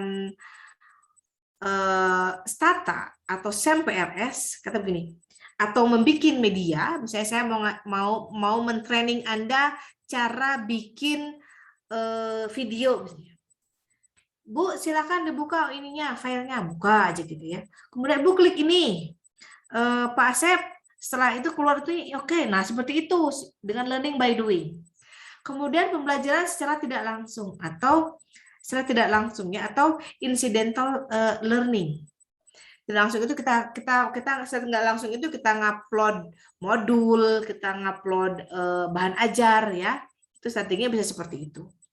Kemudian pembelajaran dengan learning by reflection. Nah, dalam pembelajaran digital ini Anda harus sering-sering banyak nanya dengan reflection tadi. Seperti tadi saya tanya ya, misalnya gini, Sri Mulyani, kamu tahu nggak kalau komponen pembelajaran itu apa? Misalnya gitu. Terus Gilang, kalau misalnya contoh LMS itu apa? Nah, itu ada refleksi untuk melihat bagaimana keaktifan mereka untuk ngecek gitu. Memang strateginya seperti itu. Selanjutnya adalah dengan case based learning ya. Case based learning itu saya menampilkan kasus-kasus, saya menampilkan YouTube gitu ya. Silakan Anda pelajari YouTube-nya. Dikritik caranya. Ya, otomatis kalau kita mau mengkritik, asumsinya tadi ya. Nah, kemudian pembelajaran dengan mengeksplorasi subjek, learning by exploring. Nah, misalnya begini, mahasiswa, ini sebagai pengganti dari bukan pengganti ya, pelengkap dari discovery learning.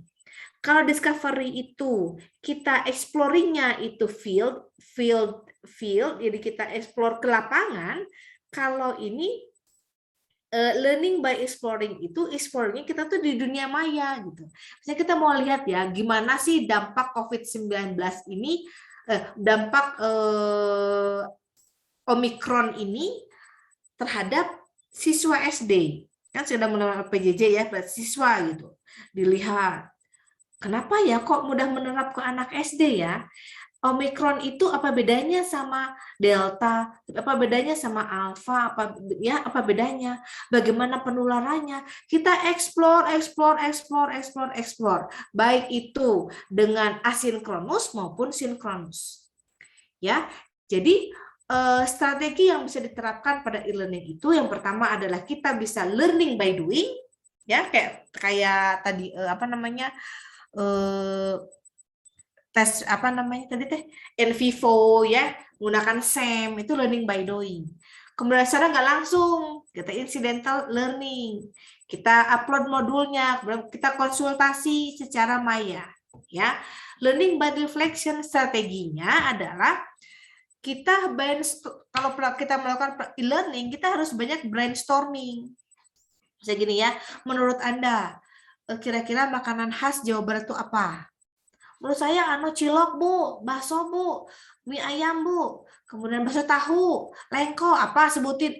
Silakan itu. Ya, kemudian menurut pendapat Anda bagaimana sih PJJ sekarang itu harus layak diteruskan atau tidak nih di Jawa Barat nih? Itu namanya learning by reflection. Anda mengkritisi, menilai ataupun merefleksi. Terus dengan case based learning, dengan menampilkan YouTube yang nantinya harus Anda analisis. Itu strateginya. Ya, kemudian learning by exploring, karena berbagai sumber maka saya kasih aja pertanyaan satu. Saya fasilitator ya. Menurut pendapat Anda, bagaimana sih apa yang dimaksud dengan virus Omicron? Anda browse, cari, explore. Itu e-learning itu seperti itu. Ya, Anda explore ya, nanti minggu depan atau 15 menit lagi saya tanya nih. Omikron itu apaan gitu ya, itu binatang apa, Omikron itu seperti apa sih gitu ya. Nah itu saya explore, itu ada strategi dari e-learning ya.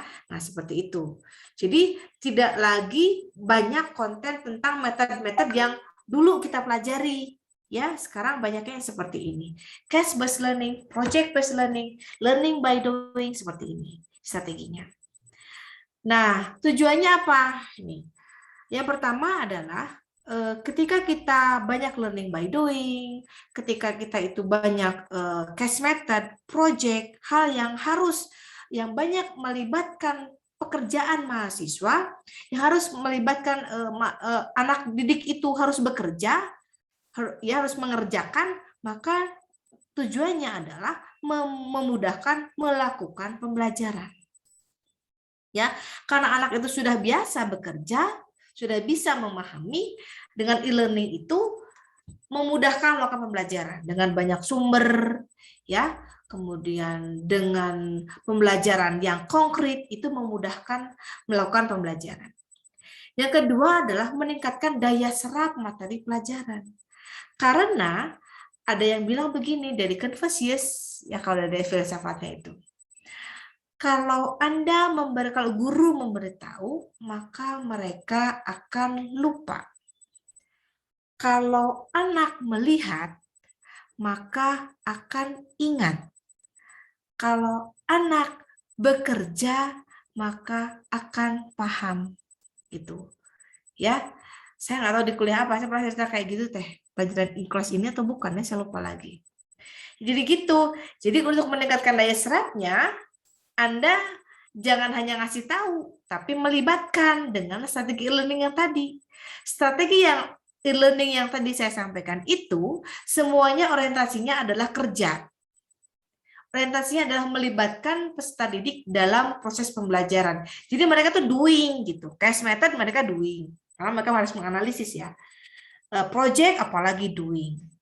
Training apalagi doing, itu akan meningkatkan daya serapnya terhadap materi pelajaran. Kalau diomongin aja mah, itu mah ingat saja, akan lupa gitu. Tapi kalau mengerjakan itu akan berbeda. Ya. Nah, karena daya serapnya bagus, maka e-learning itu diharapkan bisa meningkatkan kualitas pembelajaran. Nah, sekarang e-learning yang sekarang nih belum bisa meningkatkan kualitas pembelajaran, malah kita menjadi loss of education. Jadi ketika kita COVID itu, anak saya yang kelas COVID 2 tahun ya, mereka nggak sekolah 2 tahun istilahnya, 2 tahun lah kalau digenapkan ya. Anak saya dulu masuk kelas 2 SD. Sekarang dia masuk udah kelas 5 di semester awal. Selama 2 tahun, dia itu kemampuannya nggak banyak berubah. Dia seperti kemampuan anak kelas 2 SD. Bisanya mengalihkan, membagi, misalnya ya. Kemudian mana kemampuan dia mengisi volume, mencari kuadrat, itu dia nggak bisa. Kenapa? Itu namanya loss of education. Jadi selama COVID itu yang terjadi di Indonesia dengan e-learning ini adalah loss of education. Jadi orang itu pengen cepet-cepet tuh, kita mau kapan tetap maya, kita kapan tetap muka, kapan luring. Kenapa? Karena selama ini yang kita lakukan, yang terjadi adalah loss education. Kenapa terjadi loss of education? Karena strateginya nggak dipakai. Karena ketika kita e-learning, ketika Zoom, nah ketika kayak gini, kita tidak pakai case method. Anaknya jarang kerja, ya. Dan anak itu kerja pun gimana nggak ada yang menuntun di rumah gitu kan. Nah itu untuk anak yang level bawah, e-learning yang sekarang terjadi di Indonesia itu banyak menimbulkan yang namanya loss of education gitu ya. Nah tujuannya sih itu, kualitas belajarnya bagus. Yang keempat adalah peserta didik lebih mandiri.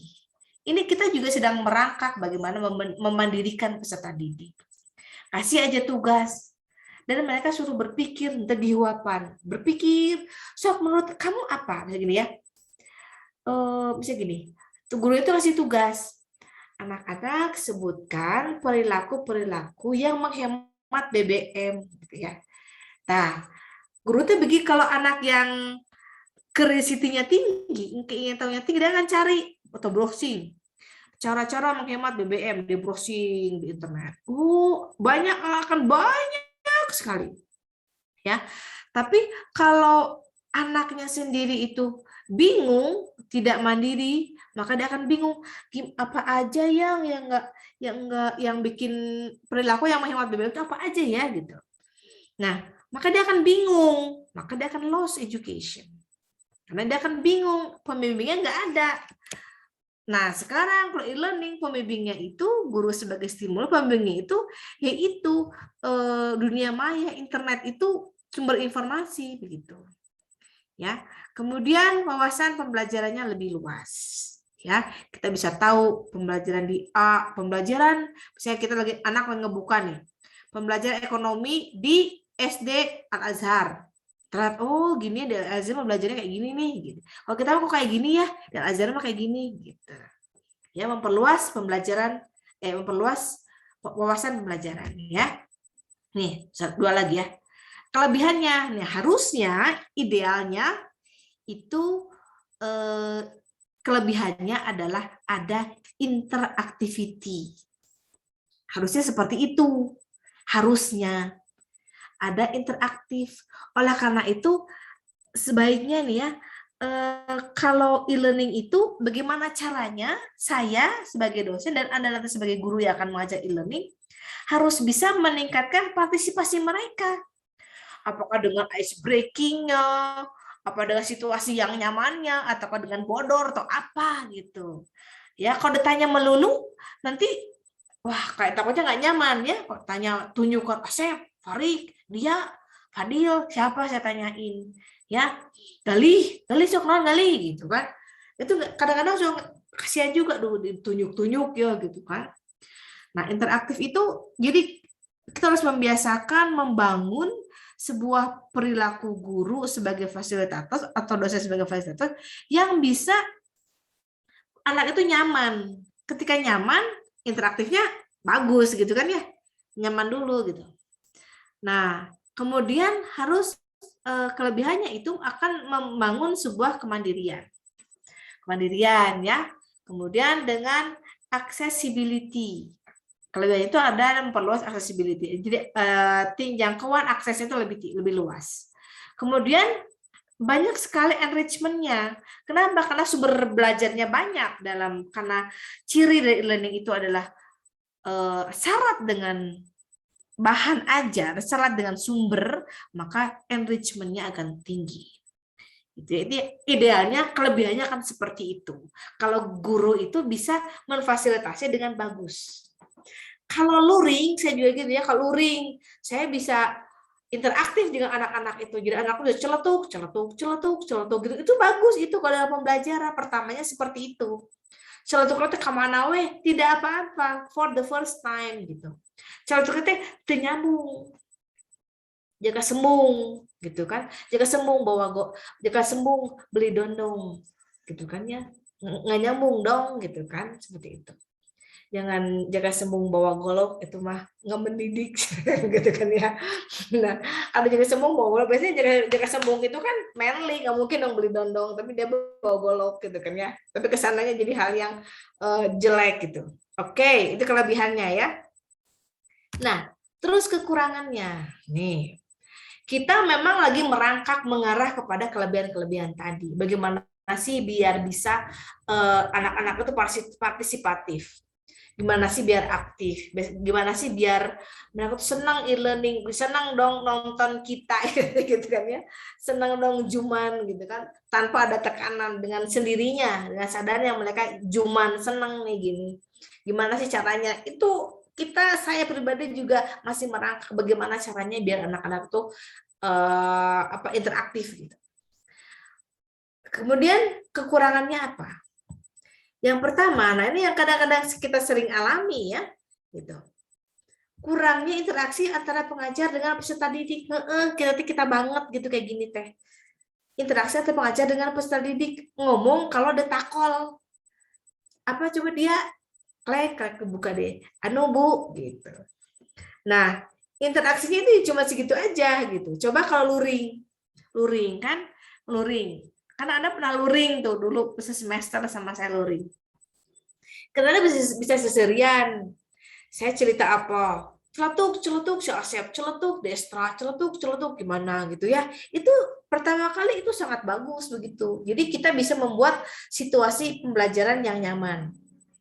Nyaman-nyaman, sersan, nggak nyambung, nggak apa-apa. Pertama mah, oke.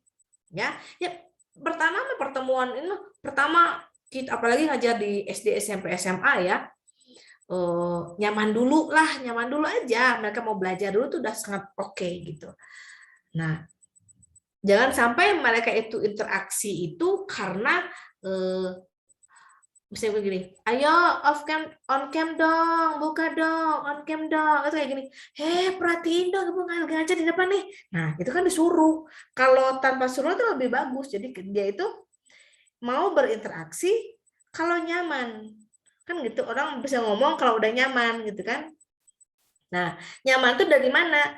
Nyaman itu saya nyaman bagi Anda gitu. Kalau misalnya saya mau ngomong nih sama Bu Santi, tapi lihat-lihat dulu kan si Bu Santinya teh lagi baut, lagi cemberut, si Bu Santinya teh lagi baralete, saya nggak berani ngomong, kan gitu ya. Makanya kita face-nya ketika kita luring maupun daring itu pun kita harus senang gitu, santai-santai aja gitu kan ya. Nah, kurangi interaksi antara pengajar dengan peserta didik. Kedua adalah kecenderungan mengabaikan aspek akademik dan mengabaikan aspek akademik dan sosial. Jadi gini, kadang-kadang nih, kalau yang tadi atas terlalu sepi, kurang interaksi. Kalau yang bawah mah ada yang terlalu ramai. Saya pernah ikut pelatihan, ya, terlalu ramai. Jadi si tutornya itu, si trainer itu bilang begini, ya kalau misalnya Bunaken adalah salah satu tempat wisata yang menarik di Pulau Pulau Sulawesi, bisa begitu ya. Di Manado itu kita kenal ada Bunaken.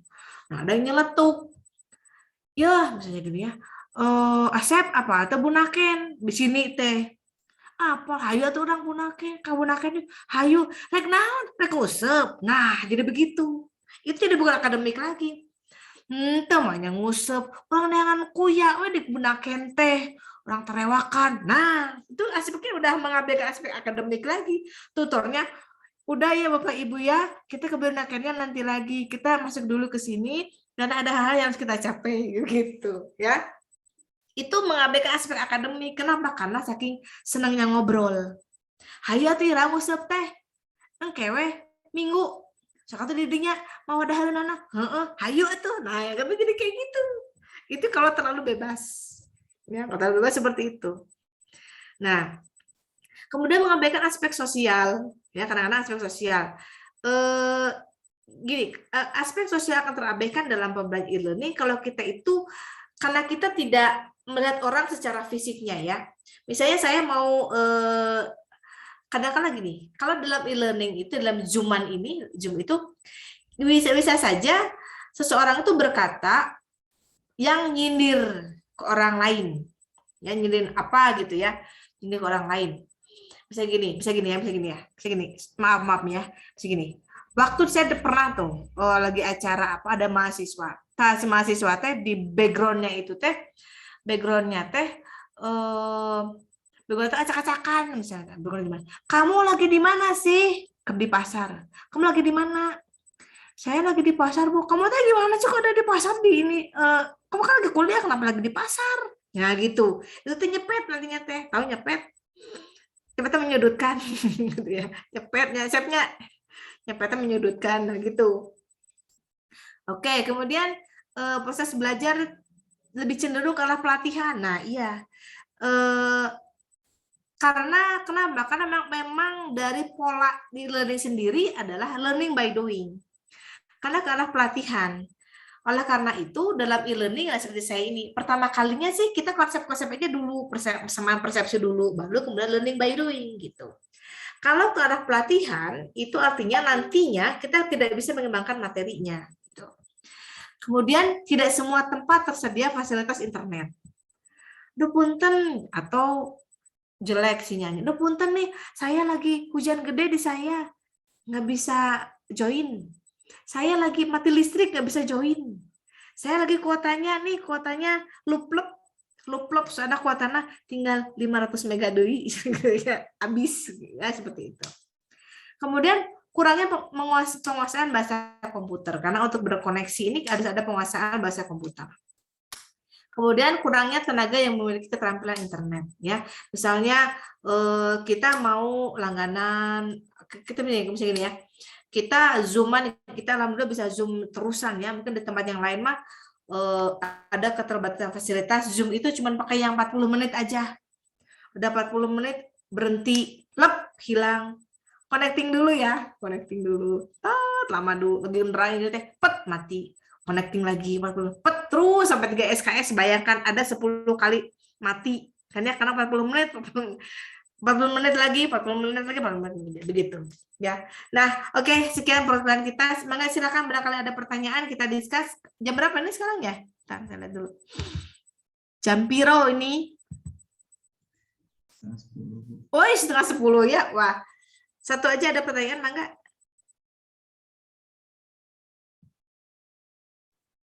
Nah, nggak ada ya, karena saya banyak nanya tadi. Oke, baik. Terima kasih mahasiswa semuanya. Berarti hari ini yang nggak hadir 3 orang ya? Betul nggak? Berapa orang? Oh, ada 34. Yang nggak hadir berapa? Kita semuanya berapa, Lih? Kita tunggu 45 Bu kalau di spot tuh. 45. Atau sebentar saya ini spot dulu ya. Ntar tuh ya, saya spot dulu ya. Tunggu, ntar. Saya stop dulu. Saya minta waktu. Sebentar, saya mau spot dulu ya. Spot dulu. Ya, spot. Kita absen dulu ya. 34 ya, nggak apa-apa. Jadi yang hadirnya siapa aja. Pantesan ini mahasiswanya udah ngantuk-ngantuk ya. Ternyata saya kelamaan ini. Jam 8, 9, 2 jam setengah. Waduh, 8. Oke, ini materinya sudah saya upload di Spot ya. Sekarang saya mau absen dulu sebentar. Langsung cepet aja ya. Pertemuan ketiga. Pertemuan ketiga monitoring.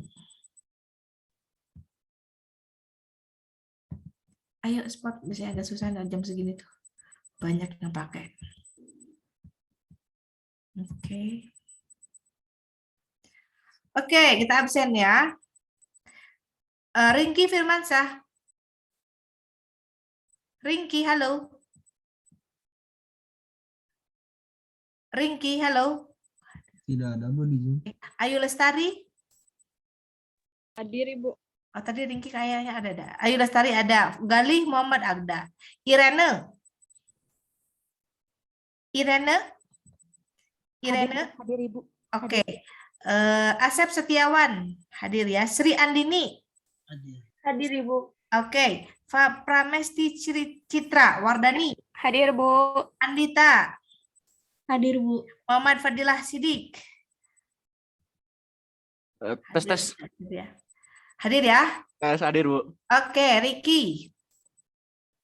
Ricky. Halo Ricky. Ini kali MBKM kali ya.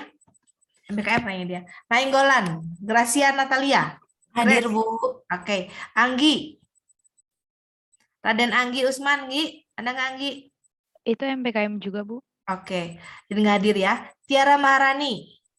Hadir Ibu. Oke, sip. Destra hadir ya. Salma Tiara. Hadir Bu. Ya, Irgi. MBKM kayaknya nih. Irgi. MBKM. Aulianisa Nur Fitri. Hadir Ibu. Jamal Mustafa. MBKM deh tuh ya. MPKM Bu. MBKM ya. Oke. Fahrani Fahira. Farabi. Hadir. Hadir. Aisinta. Aisinta. Harisma Yusuf. Hadir Bu. Oke. Aisinta tadi nggak ada ya. Farid Ilham ada. Muhammad Irfan Sukma ada. Eka Gita. Hadir Bu. Eka Gita hadir. Febianti Santa. MBKM kayaknya dia. Febianti MBKM ya. Muhammad Dafa. MBKM kayaknya ini. Dafa MBKM. Nggak ada Dafanya. Diana. Iya, Dava MBKM Bu. Iya. Diana.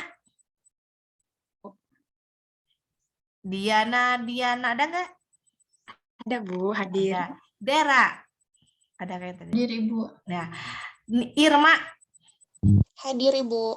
Inka.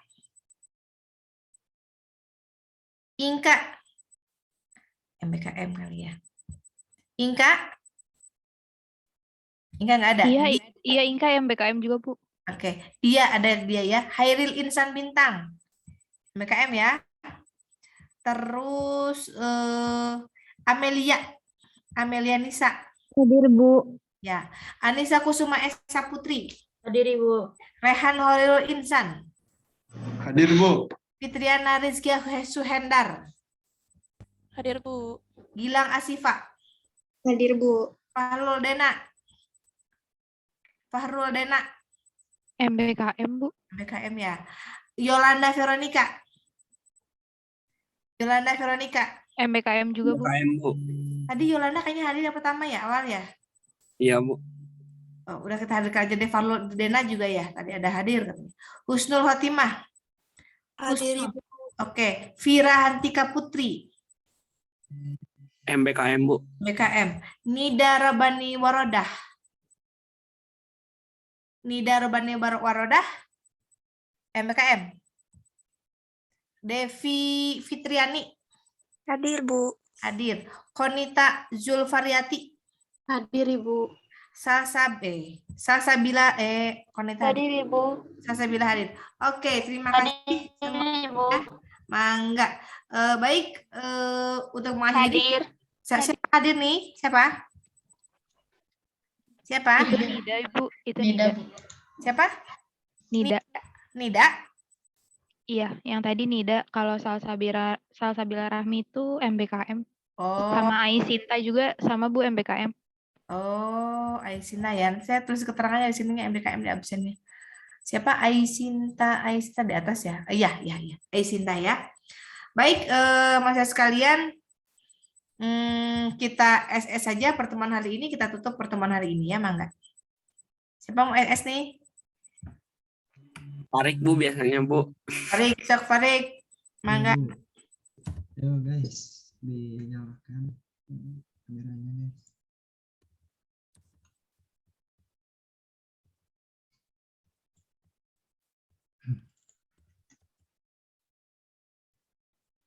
Udah siap.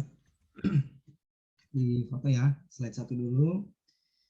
Boleh bergaya. 1, 2, 3. Slide 2. 1, 2, 3. Oke, udah Bu. Baik, terima kasih Farik, terima kasih mahasiswa semuanya ya, terima kasih Gali dan mahasiswa yang sudah berpartisipasi. Ketemu lagi kita minggu depan, nanti kalau ada apa-apa kemajuannya seperti apa untuk case method minggu depan kita sudah masuk ke case method, mungkin ada pembagian kelompok ya, nanti kita via WA saja. Terima kasih semuanya. Wassalamualaikum warahmatullahi wabarakatuh. Destra, cepat sehat ya. Semoga sehat selalu semuanya yang sedang sakit ya. Semoga kita selalu diberi kelancaran. Wassalamualaikum warahmatullahi wabarakatuh. Saya izin live ya. Waalaikumsalam warahmatullahi wabarakatuh. Terima kasih, Bu.